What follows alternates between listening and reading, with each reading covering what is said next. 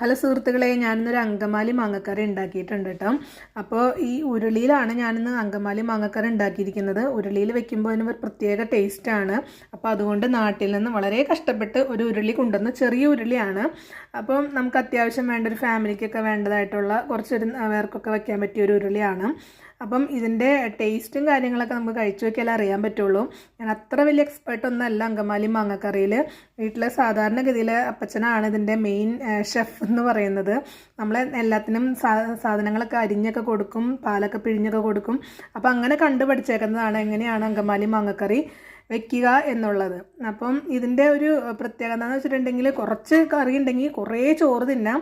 പിന്നെ ഈ വെച്ച പാത്രത്തിൽ നമ്മൾ ചോറിട്ട്, നല്ല ചൂടൻ ചോറിട്ട് കഴിക്കുക എന്നുള്ളത് ഭയങ്കര ഒരു ടേസ്റ്റ് ആയിട്ടുള്ളൊരു കാര്യമാണ്.